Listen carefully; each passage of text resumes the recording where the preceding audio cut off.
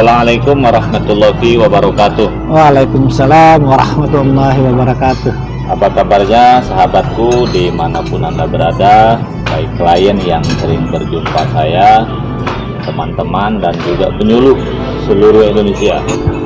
Saya sekarang ini posisinya berada di Planet Hotel Batam, Provinsi Kepulauan Riau, salah satu hotel mewah di kota Batam. Kebetulan ada acara Rakornas LPTQ tingkat nasional. Saya berjumpa dengan seorang sahabat penyuluh sekaligus ustadz yang paling keren. Kalau saya ini kan kurus kering, kalau beliau ini tinggi gagah. Bedanya saya berada di Indonesia bagian barat. Indonesia bagian mana nih? Timur. Timur ya. Timur. Nah, jadi Tepatnya pertemuan Maluku Utara. barat dengan timur, Maluku Iya. Utara ya. Kita sapa dulu. Assalamualaikum Ustaz. Waalaikumsalam warahmatullahi wabarakatuh. Sehat, Sehat, alhamdulillah. alhamdulillah. Sudah sarapan pagi ini? Alhamdulillah sudah selesai. Kalau enggak salah di sini sudah 3 hari ya? Hari ketiga ya. Hari ketiga. Sudah jalan kemana aja? Kemarin lihat-lihat situasi di Lihat situasi Nagoya. apa belanja? Ada satu dua lah. Oke, Buat dibawa pulang. sebelum mengarah ke yang lain. Kalau enggak, kalau Ustadz ini kan dari Maluku Utara ya. Maluku Utara betul. Apa bedanya Maluku Utara dengan Batam kalau lihat sekilas? Oh, bedanya ya. Ini Nah, dilihat situasinya. dari situasinya. Hmm. Pertama Batam ini kan karena dia termasuk kita kenal dengan daerah industri ya. daerah Industri. perdagangan, daerah industri. Jadi otomatis di sini ya banyak industri lah yang ada.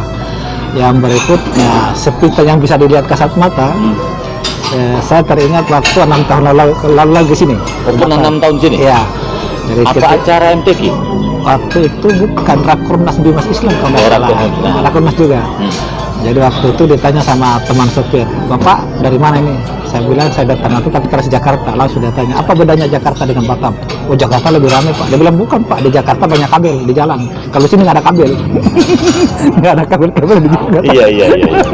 Karena semua sudah bawa. Semua sudah bawa Sudah tanah. di bawah Prinsipnya secara umum kita lihat kondisinya adem lah. Batam ini adem, tertib juga lalu lintasnya dan kotanya bersih. Iya. Ternate juga harus saya akui kotanya bersih Pak. Termasuk kota paling bersih di di Maluku Utara terus kota Ternate. Ternate ya. Kotanya Ternate bersih. kalau nggak salah ibu kota Maluku Utara ya. Sebenarnya itu dia kota Ternate karena ibu kotanya sekarang dia di Sofifi. Oh, udah pindah. Tapi jaraknya jauh. 40 menit dengan 30 sampai 40 dengan speed Saya memang belum sempat ke Maluku Utara. Kemarin waktu MTQ STK kemarin STQ 2021. saya tak sempat hadir. Mestinya saya hadir. Ustaz, kembali ke masalah kita. Nama Dahlan apa? Saidi. Dahlan Saidi. Sudah haji belum? Alhamdulillah sudah pernah jadi petugas haji 2010. 2010. Kemudian berhaji mandiri 2015 sama Saya keluarga. berangkat haji tahun 2009. Berarti duluan. Duluan 1 tahun. Oke, ini cerita nama Dahlan Saidi asli sana.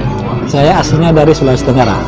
Karena banyak di Maluku, di Papua itu banyak dari Bugis. Dari Sulawesi. Tapi kalau kita bukan Bugis ya, Tepatnya dari Kabupaten Buton, Buton. Oh, berarti Sulawesi Tenggara. Berarti bukan Bugis ya. Nah, tapi kalau silsilah keturunan ada dari Bugis Bone. Oh, Ada juga sedikit dari gitu situ. ya. Iya. Berarti nenek moyang Bugis juga ya. Bugis juga dari laki-laki dari papa. Sama dengan di Batam. Banyak juga penyuluh ini dari Bugis. Iya. Beberapa orang, tapi bukan Bugis dari sana. Sudah merantau ke Tembilahan dulu. Iya. Ada yang merantau ke Kalimantan dulu. Kemudian Ada yang merantau NTB, orang tuanya. orang tuanya Nah, kemudian lahir-lana ada di Batam. ada di Batam. Oke, Pak Dahlan Saidi. Lahir tahun berapa, Pak? 70 70 Agustus. Agustus. Jadi 5 tahun lagi kalau pensiun. 5 tahun. Berarti masih ada peluang jadi Kakanwil. Tergantung takdir Allah. Iya. Berapa anak sekarang? Alhamdulillah ada 3. Baru 3. 3 apa baru 3? Yang pasti sekarang 3. 3 lah. Yang Istri berapa? baru satu. Ya kan boleh kita ini. Boleh ya. Boleh. Kan ada isu PNS tidak boleh poligami. boleh. Kemarin dibahas rame itu PP 45 itu. Iya, Nah. kan ada omongan PNS tak bisa poligami. Bisa. Bedanya kalau PNS izin itu 3. Kan sehari-hari menangani konflik rumah tangga ya. Pertama istri, Ya, yang kedua atasan, yang ketiga pengadilan. pengadilan. Gitu. Nah, uniknya kalau bukan PNS, pengadilan itu izin istri hanya sekedar yang diutamakan. Jadi kalau istri tak mengizinkan, kalau menurut hakim layak, bisa putus. Sudah putus. Nah, tapi ini saya sampaikan bukan berarti untuk ditiru ya, kawan-kawan. Ini sekedar pengalaman dan pengetahuan, Iya. bukan untuk dicoba. Iya, betul itu dicoba ya. Artinya begini, kalau bukan PNS, ternyata pengadilan itu bisa mengabulkan kalau dianggap layak, walaupun istri tidak membuat tanda tangan surat sakti. Tersebut. Tapi kalau kita PNS, beda. Itu yang prioritas. Iya, atasan kita itu. Kalau istri nggak tanda tangan, maka saya berharap kepada semua para istri yang suaminya PNS, termasuk istrinya Ustadz Dahlan ini, tak usah banyak rewel, tak usah banyak pindahan, karena kita bersyukur suami insya Allah relatif setia ya. Benar atau setia? Ya, Gitu kan? salah, Karena salah. kita diatur dengan berbagai macam aturan, termasuk aturan itu atasan. Kalau saya hari-hari sukanya baju pink Baju pink. di mana-mana itu, karena saya hari-hari kan menangani konflik rumah tangga. Hari ini mau ketemu 11 orang, saya kan bersertifikat mediator. Mediator. Saya sering ditanya, kenapa Pak Mariono pakai baju pink? Saya bilang wanita ini suka baju pink. Oh iya. Saya lebih memahami perasaan seorang wanita. Kira-kira gitu. Tapi kalau ada kecemburuan dari pihak prianya, berarti tidak pro dengan saya sebagai Oh suami. gitu ya. Jadi berarti harus ada pink dengan Iya. Iya. Sekarang Pak Dahlan ini bajunya NU. Sama. Saya Iya. juga pengurus NU. Alhamdulillah, Di tingkat- udah tahu, Iya, di tahu. tingkat provinsi. Heeh. Karena orang NU dengan tidak tuh dari saat cara bicara, jalannya pun kelihatan. Kelihatan. Ciri-ciri jalan orang NU ini kadang pakaian tak begitu rapi, Iya. tepi pun mirip-mirip.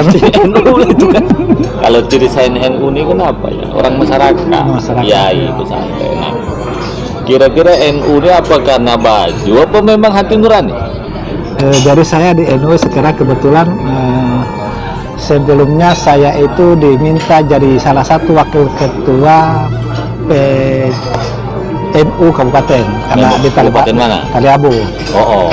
Kemudian di wilayah saya pernah dikasih kepercayaan jadi ketua Lajnah Falaki NU karena saya punya ada sedikit pengetahuan tentang ilmu falak. Jadi di Maluku Utara itu yang pertama kali menyusun awal waktu salat, kemudian dan sampai hari ini saya masih sering dipakai tenaganya untuk penentuan awal waktu Kamaria itu ya saya yang menghitung, kemudian merukyat. Dan periode terakhir masa kepengurusan yang baru ini Pak Ketuanya Tahfiznya Pak Ammar Manaf, Kakanwil saya sekarang. Oh, Kakanwil kita sekarang PWNU ya? Ketua Tahfiz ya. Oh, luar biasa. PWNU Maluku Utara. Nah, saya beliau kemudian diposisikan di Katib. Oh iya. Di Katib, dan alhamdulillah setelah kepengurusan baru ya ini kemudian acara haul satu dah kita ramah-ramah. Jadi ini belinya di tempat acara bukan hadiah tapi memang hadir dan beli di sana. Di sana. Hadir dan beli di sana. Berarti NU bukan sekedar baju ya? Ya. Memang amaliyah kita dari kecil sudah NU. Kalau memang kita di Taliabu itu 99% sebenarnya amalnya dan NU. Cuma ketika ditanya orang NU ya, maka saya nggak ngerti. Tapi amalnya NU tahlilan, ziarah itu sudah memang ya 99% lah di daerah saya. Artinya gini, Ustadz ini kan NU ini ada NU kultural, ada NU struktural, ada NU baju saja. Nah, gitu kan? Kalau saya alhamdulillah ya tiga-tiganya lah ya. kultural sudah karena dari kecil. Kultural pasti. Struktur sudah masuk. Sudah. Bajunya juga sudah beli. Sudah beli kebetulan ya. Dan ini kebanggaan Pak, karena 100 tahun akan datang kan belum tentu lagi tahun kedua. Kita kan umur nggak sampai 100. Iya. Gus Dur aja nggak sampai 100. Kan? Pendirinya beliau orang NU, tokoh NU kita kan nggak sempat ikut haul ini kan. Iya. Kita yang masih muda ya alhamdulillah Allah kasih kesempatan ikut. Ini para pejabat Kemenak mungkin nanti ada yang nonton karena banyak juga yang chat saya. Ini Pak Dahlan dari Maluku ini sudah layak diangkat ke Jakarta nih. Maluku Utara. Maluku Utara ya. Ya, kenapa? Karena NU. Ya kan katanya sekarang ini kalau ingin jadi pejabat sesuai siapa lembaganya. Karena dari zaman Soeharto memang luar biasa Soeharto itu ya membagi kementerian. Kalau Kemenak NU, gitu kan? Yang lain ada. Jadi bijaknya Soeharto itu saya melihat bisa memilah ini cocoknya untuk siapa. Tapi sebenarnya apapun organisasi kita sama-sama Penting mau mengabdi untuk negara. Cuman khusus Kemenak nampaknya brandnya memang NU. Jadi maksud saya Pak Dahlan ya minimal kalau tidak ke Kanwil minimal direktur lah. Kita di provinsi udah cukup. Di provinsi udah cukup. Oke, sekarang sudah golongan berapa? Alhamdulillah 4A. Kita kembali ke penyuluh. Kalau nggak salah penyuluh sekarang ditugaskan kotim ya. Ya, Kotim itu koordinator tim apa katim sebenarnya? kalau di istilahnya itu katim. Katim itu ketua tim. Ketua tim. Berapa total penyuluh kira-kira di Kalau Maluku penyuluh Utara? kita itu kan ada penyuluh sekarang kan ada yang PNS dan non Nah, PNS. kalau total Kalau PNS kita itu kita di PNS termasuk sedikit Pak yang penyuluh PNS. Kemarin data terakhir itu cuma 24. sedikit ya. Sedikit. Satu provinsi itu. Satu provinsi. Makanya ada kabupaten tidak ada penyuluh PNS-nya. Ya Allah. Masih Total ada. penduduk berapa? Total penduduk di sana sekitar 1 jutaan lebih. Kalau yang non PNS itu 638. 600 tersebar di seluruh kabupaten kota. cukup banyak dan itu merata ya. Rata Jadi jadi aturan ditempatkan penyuluh non PNS setiap kabupaten kecamatan sudah bisa tercapai.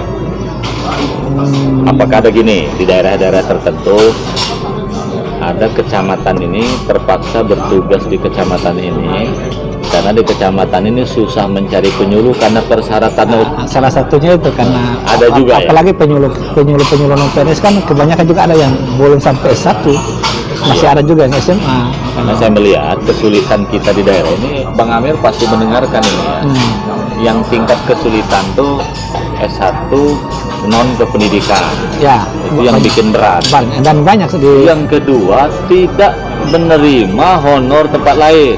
ya tidak Makanya di Kepri Bang Amir ya banyak juga yang nekat akan Kemenak ini. Iya, iya. Misalnya tempat lain sudah dapat honor, kalau ikut aturan nggak bisa, Nggak bisa. gitu kan? Iya. Cuman kalau diikuti aturan di situ tak ada penyuluh. Maka kata kepala Kemenak Kabupaten, bantailah orang pusat, urusan pusat katanya.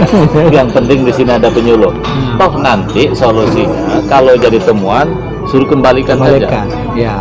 Nah, yang saya ingin tahu apakah juga di Maluku Utara kendalanya kalau di kami kan dua, non kependidikan itu. Yang kedua karena rata-rata banyak sarjana di kepulauan ini banyak ngambil guru, Ya. gitu kan. Nah kalau di situ gimana kira-kira? Ya, jadi kondisinya hampir sama. Kita di sana juga kan dari 638 orang itu kan kalau nggak hafal persis persentasenya, tapi di atas 60% itu non sarjana agama. Non sarjana agama.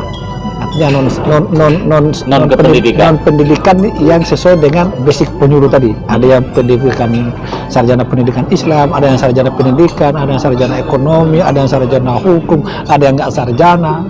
Ya, artinya sesuai kreativitas kita masing-masing. Akhirnya kendala itu kan terlihat saat perekrutan P3K kemarin.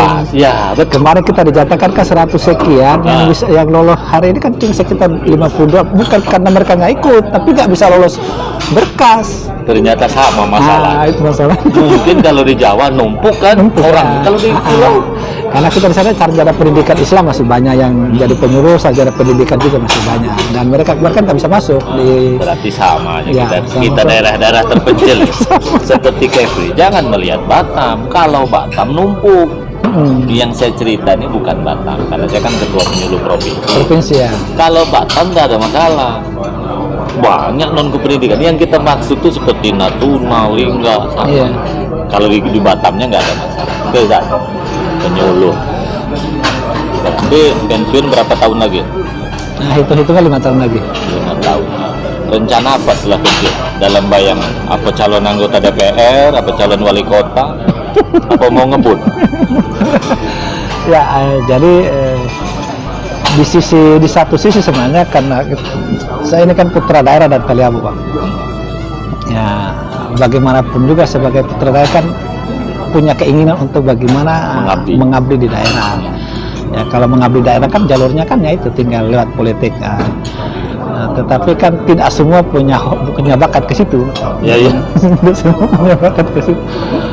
Tapi Pak Dahlan ini cocok. Jadi sekalipun sesungguhnya ada sisi niat-niatan ke situ, tapi saya mungkin memilih untuk usaha swastaan saja. Swasta. Karena begini Ustaz Dahlan ini kan berpotensi kalau cerita kepala daerahnya. Satu, kita penyuluh. Ya. Setidak-tidaknya penyuluh ini kan jaringan dibangun. Betul. Selama 5 tahun. Ini ilmu saya karena saya pernah calon wakil bupati. Oh begitu ya. Walaupun kalah. Tapi udah pernah. Pernah. Orang 2010. Udah pernah kenal kan? Pernah. Saya pasangan wakilnya incumbent. Satu, penyuluh, jaringan banyak. Yang kedua, NU. Ya. Insya Allah PK kuat. Yang ketiga, keturunan Sulawesi.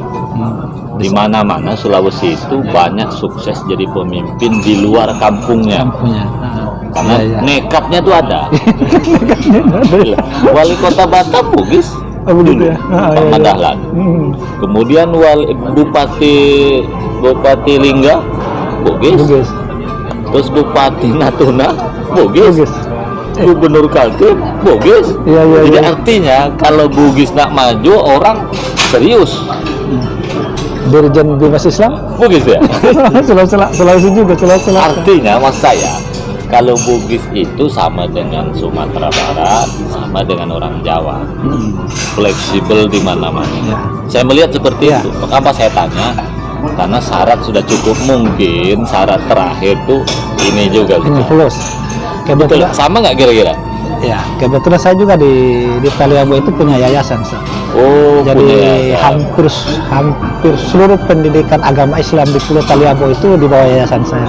Oh, gitu ya? Ya. Taliabu itu nama kabupaten? Salah satu kabupaten di Provinsi Maluku Utara. Ibu kotanya apa? Gobong. Bogor. Suatu saat kalau sudah jadi bupati saya datang lagi. Oh insya Allah, nanti saya undang. Iya, pelantikannya lah. Oke, hari-hari saat saya menghayal. Bukan menghayal, serius itu gimana?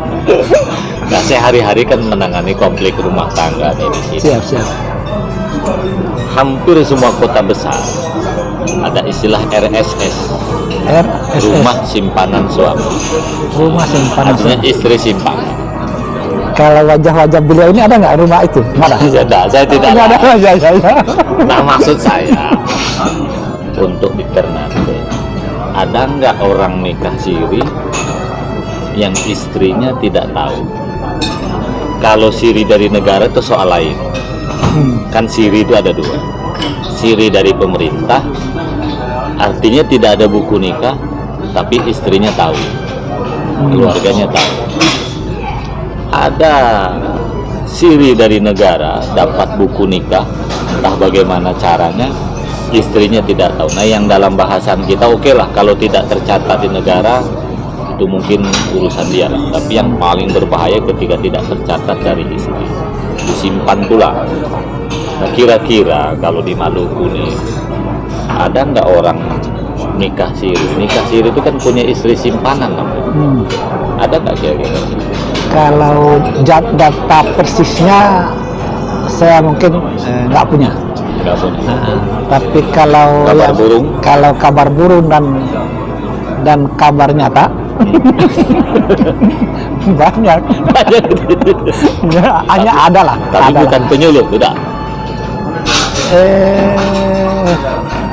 Sebab kalau di Batam ada ketahuan penyuluh nikah siri, bahkan jadi penghulu nikah siri, pecat.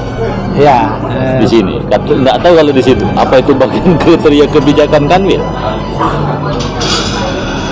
Kalau penyuluh sih saya secara implisit saya belum dengar. atau memang tidak diperdengarkan karena ya Karena ketahuan. halal juga menurut agama. Ya, Karena kemudian menurut aturan itu tidak boleh. ya menurut agama kan boleh. Kenapa tidak, saya bilang tidak diperdengarkan, biar tidak berdampak kepada status mereka bukan jadi penyuluh umpamanya. Iya, iya, iya. Jadi tidak diperdengarkan. Pandai menyimpan lah ya. Ya, apakah ada atau tidak ada wallahu alam. Tapi kalau bahwa ada dikasih ada. Secara umum ada. Ada. Berarti itu karena kebutuhan ya. Ya, karena kebutuhan. Jadi artinya begini, saya ingin katakan kepada teman-teman yang di Batam, jangan menjelekkan Batam terus banyak istri simpanan, ternyata sama aja itu. Di mana-mana selalu ada. Karena kebutuhan itu. Cuma tidak diekspos saja. Yang kedua, orang bilang mengurus satu istri lebih sulit daripada mengurus orang satu kecamatan. Artinya begini, terlalu banyak orang sukses jadi camat, bahkan jadi bupati sukses, tapi banyak yang sukses dan banyak yang gagal mengurus keluarga. Itu kemudian dianalogkan, mengurus orang satu kecamatan lebih mudah mengurus satu istri. Kira-kira kata-kata itu gimana menurut pendapat Ustaz Dahlan? Kalau saya mungkin akan berbeda pendapat dengan orang. Oh gitu. Ya, mungkin kembali mungkin ke masing-masing ya. Kalau saya justru mengurus keluarga itu lebih enjoy. Lebih enjoy Lebih enjoy. daripada mengurus orang banyak. Orang banyak. Karena apa? Mungkin itu ya lagi-lagi kan itu tergantung orang. Orangnya. Nah. Kalau memang rumah tangga itu dibangun dengan ketulusan, keikhlasan, kemudian saling pengertian, itu nggak ada masalah sebenarnya. Nggak ada masalah. Bahwa yang namanya ikan sebesar apapun, ikan sebagus apapun, ikan pasti ada tulangnya. Iya. Jadi Sebaik apapun dalam sebagus apapun ikan, Ya, itu pasti ada tulang. Pasti ada tulang. Artinya ya sekalipun itu rumah tangga itu kita lihat bagus, tapi yang namanya ada tulang ya. Artinya negatifnya ya. Sebenarnya Selalu ada. kata-kata mungkin sekali mungkin agak itu sudah biasa, itu sangat manusiawi. Tapi kan tidak sampai berdampak ke masalah. Nah makanya saya lebih mengurus rumah tangga Pak bagi saya. Kalau begitu Bapak memang mungkin untuk masuk ke politik berpikir 2 kali. Betul. Nah, tetapi saya kemudian kadang-kadang berpikir untuk bagaimana kemudian membangun paradigma bahwa membangun rumah tangga atau membangun daerah itu ya memang ranahnya harus ke sana. Iya. Tidak bisa hanya di luar kan. Iya. Nah, Harus keluarga dulu kan. Ya, kenapa saya kemudian sedikit saya kemudian berusaha dengan saya sebenarnya tidak punya basic agama Pak. Saya sarjana hukum perdata. Sarjana hukum perdata. Ya, tapi kenapa saya bangun yayasan? Yayasan yang berafiliasi agama. Yayasan amanah. Berarti yayasannya, jangan-jangan ada apa? Amanah orang tua atau dari leluhur? Keprihatinan saja. Oh, keprihatinan. Di sana itu kan masyarakat kita di Taliabat kan masyarakat kabupaten terpencil terjauh di Taliabat, di kabupaten provinsi Maluku Utara. Nah, tingkat pemahaman agamanya kan bukan bermaksud saya mau bilang tidak ada, rendah, tapi ya perlu tetap ditingkatkan. Nah, saya tidak punya kemampuan itu. Mau turun untuk ceramah, mau turun untuk ngajar orang ngaji. Saya kemudian berpikir apa yang saya bisa lakukan untuk memperbaiki tingkat pendidikan agama di negeri saya. Saya bikinlah yayasan, buka sekolah agama, buka pesantren. Alhamdulillah sudah ada pesantren, tapi sekalipun ya udah itu. Jadi saya bukan lembagakannya mereka, karena saya tidak bisa langsung ke situ. Ya betul. Artinya begini, juga pelajaran kita yang lain. Kalau pendidikan non agama atau tidak afiliasi ke agama, itu pemerintah pasti bebas turun tangan, gitu kan? Ya. Karena anggarannya memang harus netral, besar-besaran. besar. Tapi kalau keagamaan harus kita yang peduli, betul kan? Yes. Masyarakat. Oke, kembali ke masalah keluarga. Ada orang bilang istri ini lebih mengedepankan perasaan yang ditumpahkan melalui lisan, sementara laki-laki akal. Makanya banyak perempuan tuh lebih cerewet daripada laki-laki. Menurut Ustadz Dahlan, bagaimana cara mengendalikan istri agar tidak cerewet? Ini juga pelajaran yang lain ya, karena nanti harapan ini kan juga trik kalau istri sedang emosi atau cerewetnya itu nggak berlebihan, gimana cara-caranya kira-kira? Ya, pertama mohon maaf saya tidak ingin memuji istri saya mungkin. Iya. Nah, tapi kebetulan istri saya itu saya tidak tahu kalau sebelum menikah. Iya, iya. Nah, tapi setelah menikah itu ya nggak apakah nggak berani atau memang karena menghargai suami nggak cerewet. Sebelum nikah. Setelah nikah itu nggak cerewet. Oh, iya. Nah, sebelum nikah kan Allah masalah. Nah, Itu pertama. Yang kedua, saya sering menyampaikan dalam penyuluhan atau dari siapapun. khususnya kan kan bicaranya di rumah tangga. Nah, saya bilang sama istri, dalam berumah tangga itu tidak ada yang sempurna. Tidak ada yang sempurna. Laki-laki pasti ada kekurangan, perempuan pasti ada kekurangan. Ya. Karena manusia itu ya ketidaksempurnaan itulah jadi manusia. Nah, cuma ketika ada masalah, ya coba harusnya selalu dihadapi dengan kepala dingin. Kepala dingin. Nah, bahkan saya sering bilang kalau masalah itu sudah terlalu berat, hindari berkata-kata. Hindari berkata-kata. Nah, karena dengan berkata-kata itu ya semakin berkata-kata semakin emosinya naik, semakin semua kata-kata yang tidak pantas jadi keluar. Iya, iya. Nah, dan itu yang diterapkan kami. Jadi saya juga begitu, Pak.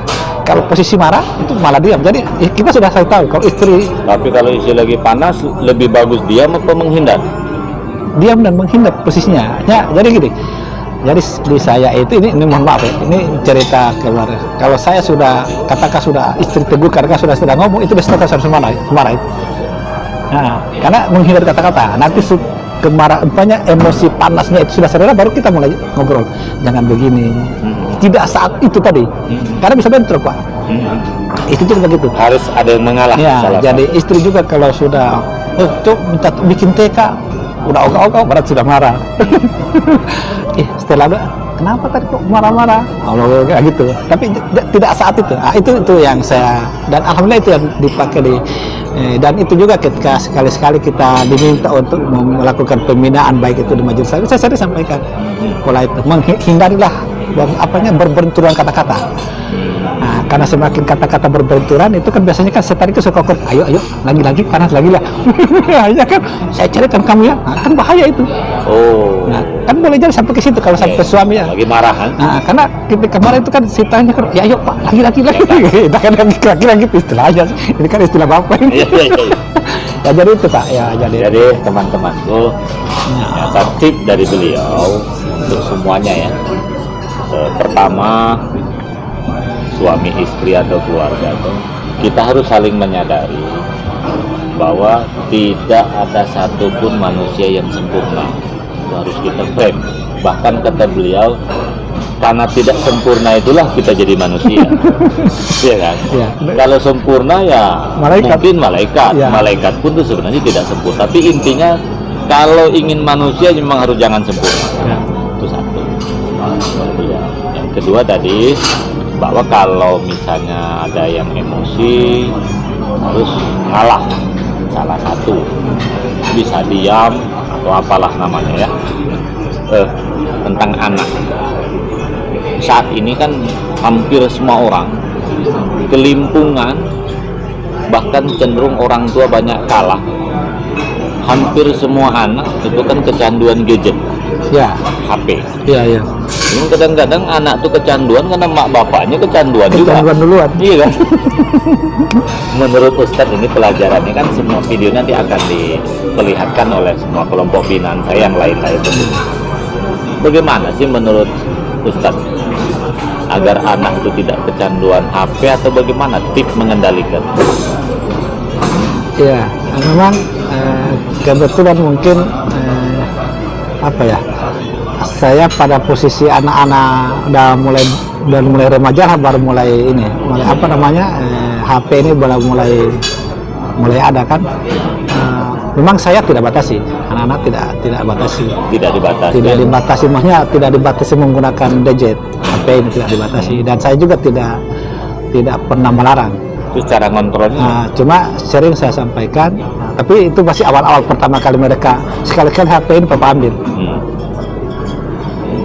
Gitu. Apalagi kalau sampai waktu mereka sekolah, kalau mereka masih sekolah, bukan cuma gadget saja Pak, tapi televisi itu di luar jam libur, di luar hari. Anak sekarang udah lepas semua?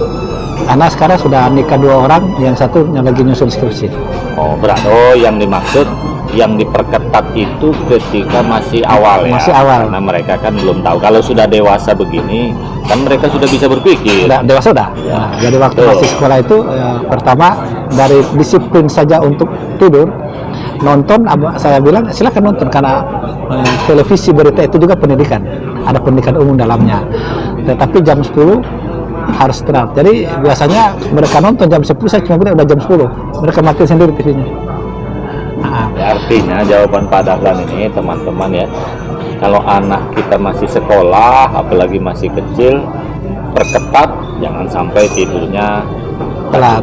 terlambat, nanti sekolah, sholat segala macam. Tapi kalau anak sudah dewasa kan, Ya, mana mungkin pula kita bisa batasi kan? ya mereka sudah punya. Nah, artinya boleh main HP, tapi jangan sampai tidurnya itu ya jadi telat. jadi telat, nanti ujungnya sekolah kurang Telat, sehat. ya. Intinya orang tua tak mungkin melarang, tapi pengawasan ketat Pengawasan, saja. ya. Kalau mereka menggunakan HP ya, kadang-kala kamar itu harus saya ketuk, belum tidur.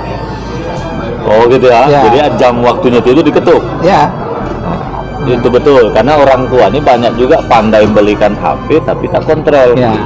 Oke. Itu masa-masa masih sekolah. Kalau Ya, sudah ya. dewasa kan udah. Terakhir Ustaz, kita tahu Indonesia ini kan heterogen ya.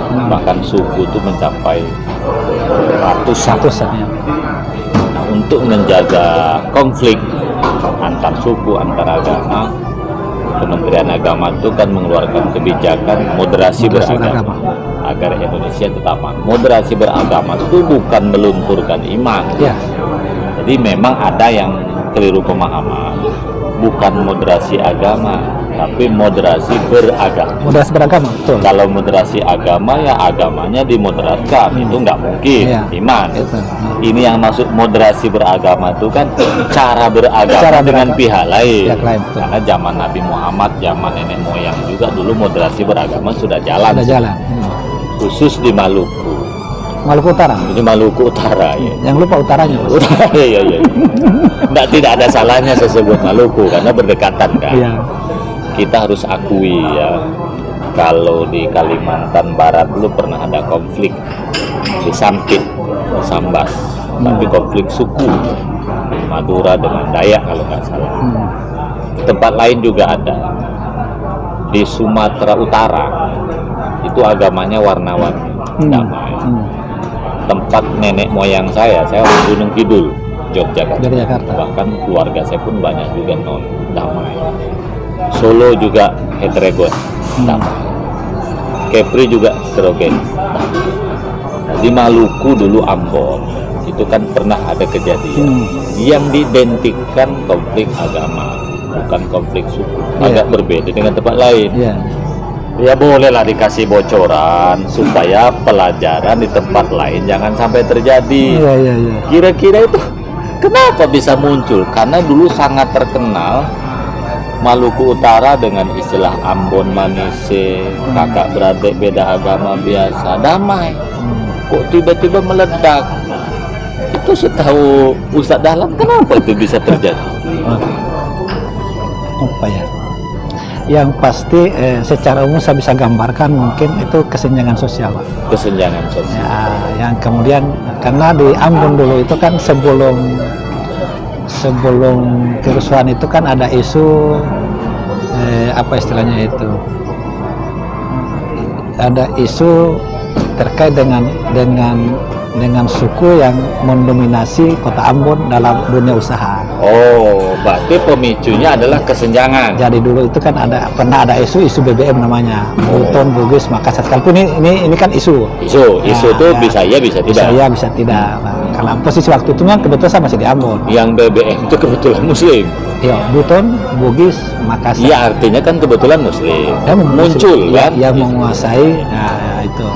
Nah, dari situ kan kemudian sering ada gesekan karena orang luar menguasai perekonomian di sana. Nah, tetapi kemudian muncul apa namanya kerusuhan ini yang naik adalah karena agama. Nah, karena kalau tidak salah dulu juga dengar cerita sumbernya itu kan ada peristiwa kecil sebenarnya di terminal Ambon itu antara salah satu oknum yang Muslim dan non Muslim. Oknum, sama-sama oknum. Ya artinya kan mereka tidak mungkin bawa agama waktu itu kan konfliknya konflik yang di Persoalannya pasar. oknum itu pegang senjata juga. Ya mungkin saja kita Iya, tidak iya. tidak terlalu itu cerita lah yang Iya, berkembang karena kita cerita-cerita. tidak ada di posisi itu kita juga tidak. Nah, dari situ kemudian berkembang karena satunya Kristen satunya Muslim. Nah, jadi dia istilahnya itu Acan dengan Obed. Nah itu akhirnya kemudian carilah Benar. peristiwa besar. Tapi posisi itu sebenarnya saya sendiri tidak ada di Banda Neira di luar kota Ambon. Dan Itu di, konflik ada nggak 1 tahun ya? Lamanya, panasnya lah. lebih pak, Lebih. lebih ya. Bahkan tapi alhamdulillah hari ini Ambon sebenarnya itu terkenal dengan pela gandongnya pak. Apa itu? Pela gandong. Apa piala gandum? Pela gandong itu semacam tradisi kerukunan yang dipegang sudah turun temurun di sana. Jadi antar Islam Kristen pela gandong itu sama dengan kakak beradik sekalipun non Muslim. Iya, iya. Nah, dan itu tidak pernah jadi kemarin kan ada lagi ada informasi bahwa sesungguhnya kan ada kepentingan pihak luar untuk karena kalau masyarakatnya sendiri ya Nggak ada masalah. nggak masalah karena pelanggan itu kuat sekali pak. Jadi non Muslim itu dianggap bersaudara karena ikatan pernikahan itu berkawin kawin pun nggak boleh. Suatu ketika karena dianggap bersaudara. Iya, iya. Nah sampai akhirnya kan berdampak ke tempat juga di Maluku Utara. Nah tapi karena ya kita harus akui bahwa pemerintah juga cepat, tokoh-tokoh agama, kemudian para ormas juga kan cepat sudah masuk bisa menyadarkan masyarakat lah. Apa untungnya sih kita berkonflik? Parahnya kan yang ada kan rugi. Nggak ada yang untung, rugi semua. Rugi semua pak. Nah, makanya alhamdulillah cepat. Nah, Oke, jadi teman-teman ya dan pengalaman daerah lain ternyata Ustaz hampir sama. Dulu di Oku tempat saya lahir ada konflik antar etnis, tapi tak perlu saya sebut suku. Ternyata sama masalah ekonomi, ya. kesenjangan itu. Nah, Cuman agama ini terseret karena itulah yang paling enak ngajak rombongan kelahi itu. berantem. Nah, jadi juga saya minta juga ini pada para penyuluh yang mungkin suatu saat jadi pejabat, ya jadi kepala daerah mungkin kan termasuk saya, Ya. para penguasa republik, ternyata agar antar agama tidak kelahi, agar antar suku tidak kelahi, agar wilayah itu tidak merdeka atau melakukan pemberontakan, ternyata kata kuncinya kesejahteraan. Kalau wilayah itu kesejahteraannya merata, ya insya Allah tak akan ribut. Di samping itu juga, ini kan pelajaran juga ya yang di mana-mana. Kadang-kadang yang menjadi pemicu, yang kaya ini juga. Kenapa kadang-kadang yang miskin itu mencuri, merampok? Ya mungkin kurang berzakat dan segala macam. Iya kan? Artinya pelajaran kita dalam konteks masalah besar, bagaimana pemerintah itu harus mengatur jangan sampai kesenjangan terlalu lebar. Ya, betul. Terus ada dalam konteks yang kecil, kalau kita di wilayah-wilayah tertentu hidup jangan sombong, yang kaya itu kan harus memberikan zakat, perhatian, insya Allah aman itu. Ya, tapi kalau dalam wilayah Maluku yang lain itu dalam konteks yang lebih besar, berarti negara harus hadir. Tapi yang disebut beliau tadi itu BBM itu hanya isu. Ya. Tapi pelajaran pentingnya adalah bagi para pejabat ya, ayo sejahterakan semua masyarakat. Dan itulah pentingnya subsidi silang saya lihat gitu ya. Kemudian terakhir Ustaz, habis dari acara ini mau langsung pulang apa ke Jakarta dulu? Siang ini ke Surabaya. Kok Surabaya? Ya transitnya Surabaya. Jadi kita kan transitnya di Surabaya, Makassar, Ternate, dan bermalam di Surabaya. Baru bermalam. Besok pagi baru lanjutkan perjalanan ke Ternate. Berapa jam? Kalau dari sini ke Surabaya kan 2 jam. Surabaya Makassar 1,5 jam. Makassar Ternate 1 jam 50. Lumayan. Nanti MTQ di Jambi hadir insya Allah.